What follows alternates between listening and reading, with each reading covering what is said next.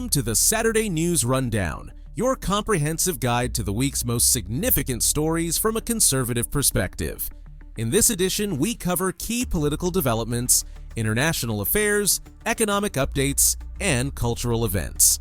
I'm your host, Samuel Carter, a non-fiction conservative and libertarian point of views. Click the link to see the books I have written. Let's talk domestic politics.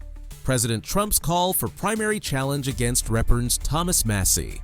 President Trump has publicly called for a primary challenge against Representative Thomas Massie, RKI, due to Massie's opposition to a continuing resolution aimed at preventing a government shutdown. Massie, known for his staunch conservative stance, intends to vote against the measure, which seeks to increase defense spending while cutting non-defense expenditures below 2024 levels until the end of September. The resolution, supported by the House Freedom Caucus, must pass both the House and the Senate to avert a shutdown by midnight Friday.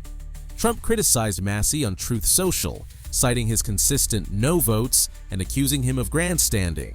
Despite the criticism, Massie maintains his stance, arguing against government spending issues and expressing confidence in his constituency's support for his principles over loyalty to Trump. To read more, visit the New York Post. Moving on to House advances stopgap funding bill amid Democratic opposition. House Republicans have advanced a short-term funding bill to avoid a government shutdown despite opposition from congressional Democrats. The bill, which extends fiscal 2024 spending levels through early fiscal 2026, passed the House Rules Committee with a 9-3 vote and will be presented to the full House for a final vote on Tuesday. House Speaker Mike Johnson and President Trump are urging GOP support for the measure, which must pass the House, Senate, and be signed by the President by midnight Friday to keep government operations running. Democrats, led by House Minority Leader Hakeem Jeffries, oppose the bill, citing severe cuts to Medicaid, Social Security, Medicare, and nutritional assistance. Republicans deny these claims, noting that the cuts are side deals from the 2023 Fiscal Responsibility Act. The bill increases defense and ICE spending but cuts non-defense discretionary spending and eliminates funding for community projects. GOP support is divided, with some members and Senate Democrats opposing the bill. AnalysisAiring is the source. Did someone say international affairs? Okay, well, let's talk about escalation of US-Canada trade tensions.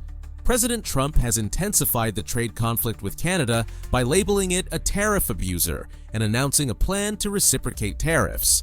He criticized Canada for imposing high tariffs on US agricultural products and condemned Ontario's recent 25% surcharge on electricity exported to 3 US states. Trump vowed that the US would recoup the costs starting April 2nd when his tariff plan takes effect. Ontario's Premier Doug Ford retaliated by threatening to halt electricity exports entirely if the conflict continues. Despite a recent agreement to exempt certain goods from tariffs, tensions remain high, with New York officials warning of potential increased energy prices, although the state only imports a small percentage of its power from Ontario. Our sources are Red State and New York Post. Can I get a hit the road bum, don't you come back no more? Deportation of admitted Hezbollah terrorist. Basel Abadi, a 22-year-old Lebanese illegal migrant and admitted Hezbollah terrorist, is set to be deported from the U.S. over a year after crossing the border. Abadi, who arrived under the Biden administration, confessed to wanting to build a bomb when captured by border agents in El Paso, Texas on March 9, 2024. Despite his immediate detention and expedited removal order, administrative delays and a 5-month federal prison sentence delayed his deportation. An immigration judge finally ordered his removal on January 13, 2025, but he remains in ICE custody.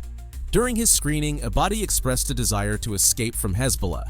The Biden administration reportedly released several terrorists, including an Al-Shabaab member and over 100 ISIS-linked migrants, due to overwhelming migrant surges. In response, the Trump administration is enforcing stricter immigration policies to curb such security breaches. NewYorkPost.com. Money show me the cash. Bro, economic developments. President Trump's support for Tesla amid boycotts. President Trump announced his intention to purchase a Tesla vehicle to show his support for Elon Musk and the electric car manufacturer amid plummeting stock prices and widespread boycotts. The boycotts were triggered by Musk's role in the Department of Government Efficiency, where he implemented significant federal government spending cuts. Protesters, referred to by Trump as radical left lunatics, have staged demonstrations at Tesla dealerships across the U.S., and acts of vandalism have been reported. The company's stock has seen a drastic decline, with a more than 28% drop in the last month alone. Trump praised Musk's efforts on his social media platform, Truth Social, and urged his supporters to stand by Musk, describing him as a truly great American and criticizing the boycotts as illegal and collusive. This is coming from Town Hall and New York Post. Winding down the show here, let's talk about cultural events. Conservative eco-warriors emerge. As President Trump revises much of President Biden's environmental agenda, a new wave of eco-warriors from the right is making their voices heard. These conservative environmentalists are advocating for market-based solutions to environmental issues, emphasizing conservation and stewardship without extensive government intervention.